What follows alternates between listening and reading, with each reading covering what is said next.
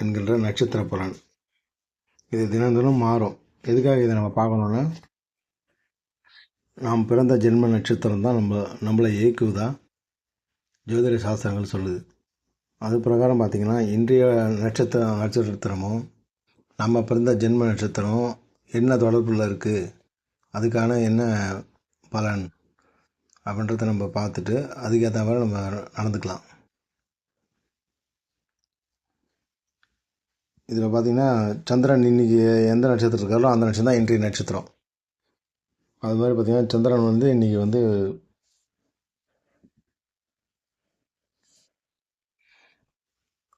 சித்திரை நட்சத்திரத்தில் இருக்கார்.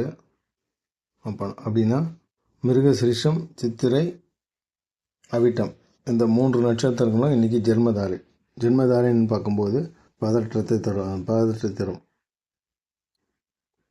இப்போது என்ன செய்யலாம்னா, இந்த டைமில் இந்த டேட்டில் கோயிலுக்கு போகலாம், பரிகார பூஜைகள் செய்யலாம், அன்னதானம் கொடுக்கலாம், சொத்து வாங்குதல், பத்திரப்பதிவு செய்தல், பதிவு இருக்குது, ஃபஸ்ட்டு பணிக்கு வேலைக்கு வச்சு தர்றது, புதிய முயற்சிகளை தவிர்க்க வேண்டும்.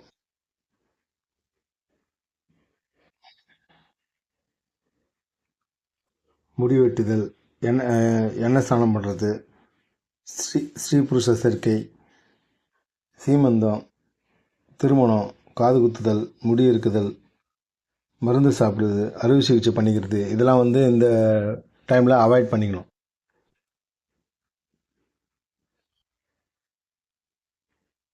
அடுத்து பார்த்திங்கன்னா, சம்பத்து தாரை பார்த்திங்கன்னா ரோகிணி, அஸ்தம், திருவோணம் இந்த 3 நட்சத்திரம் சம்பத்து தாரைனா பொருள் வரவு, காரிய சித்தி, சுபகாரியம் செய்யலாம், புதிய முயற்சிகள் கைகூடும், வீடு மனை வாங்கலாம், பேங்க் அக்கௌண்ட் ஓப்பன் பண்ணலாம், ஷேர் மார்க்கெட்டில் இன்வெஸ்ட் பண்ணலாம், பணம் சார்ந்த விஷயங்கள்லாம் செய்யலாம், வெளிநாடு போகிறதுக்கு, புதிய தொழில் தொடங்குது, இதுக்கெல்லாம் இது நல்லதாக இருக்கும். அடுத்ததாக பார்த்திங்கன்னா, விபத்து தாரை. இது பார்த்திங்கன்னா கிருத்திகை, உத்திரம், உத்திராடம் இந்த 3 நட்சத்திரக்கும் விபத்து தாரை.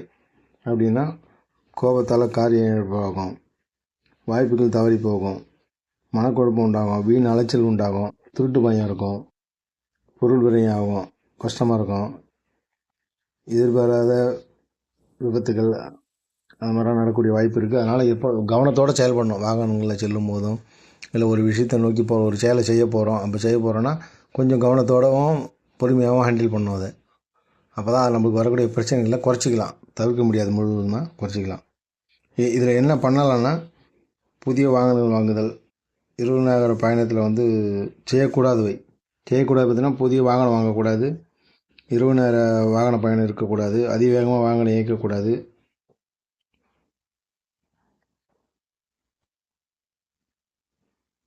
அடுத்ததாக பார்த்திங்கன்னா, சேமதாரை பார்த்திங்கன்னா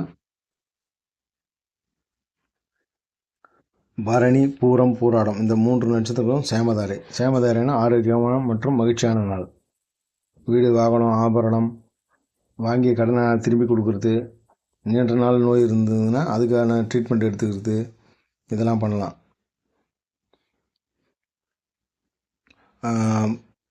கட்டிட வேலை நிறுத்தி வச்சுருக்கோம்னா அதை கூட நம்ம திரும்பி ஸ்டார்ட் பண்ணலாம். அது எல்லாமே சரியாயிடும்.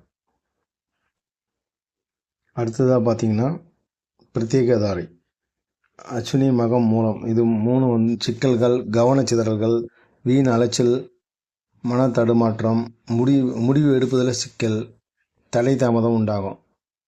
ஆன்மீக பணிகள் செய்யலாம், தியானம் போன்றவை செய்யலாம், பணம் கொடுத்தால் திரும்ப வராது, தொழில் முடக்கமாகும், நிலம் வாங்கினால் வில்லங்கம் ஏற்படும். அதனால் இந்த மாதிரி விஷயங்கள்லாம் தவிர்த்துட்டு எது செய்யக்கூடியதோ அதை செய்யலாம். அடுத்ததாக சாதக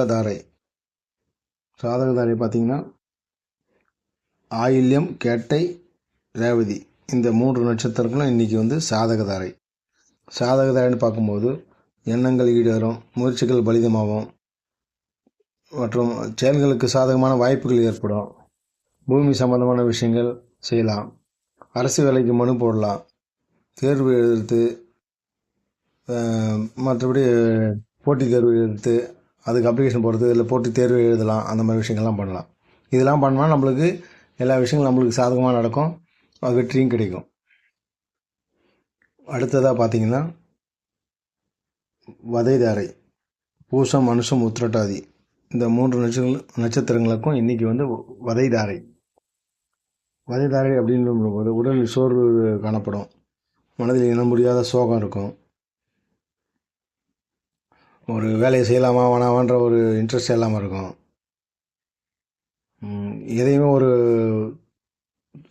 விருப்பத்தோடு செய்கிற மாதிரி ஒரு ஆப்ஷன் இருக்காது. அதனால் இந்த டைமில் முடிஞ்ச வரைக்கும் மற்ற செயல்களை தவிர்த்துட்டு ரெகுலராக செய்கிற செயல்களையே கவனத்தோடு செய்யணும். அடுத்ததாக பார்த்தீங்கன்னா மைத்திரதாரை, புனர்பூசம், விசாகம், பூரட்டாதி இந்த 3 நட்சத்திரங்களுக்கும் இன்றைக்கி மைத்திரதாரை. மைத்திரதாரன் போது தெய்வ காரியங்கள் செய்யலாம், கோயிலுக்கு போகிறது, சாமி கும்பிட்றது, அபிஷேகம் பண்ணுறது, அந்த மாதிரி விஷயங்கள்லாம் இன்றைக்கி தொடங்கலாம். புதிய முயற்சிகளும் செய்யலாம். இது வந்து ஒரு சுபமான தாரை தான். இது வந்து நம்மளுக்கு எல்லா நல்ல விஷயங்களும் இதில் செய்யலாம். அடுத்தது பரம மைத்திர தாரை, திருவாதிரை, சுவாதி, சதயம் அந்த 3 நட்சத்திரங்களும் பரம மைத்திர தாரை. இந்த பரம மைத்திர தாரையில் எல்லா சுபகாரியங்களும் செய்யலாம், எல்லாத்துக்கும் உகந்தது, எல்லாத்தையும் நம்ம தேர்வு பண்ணி செய்யலாம்.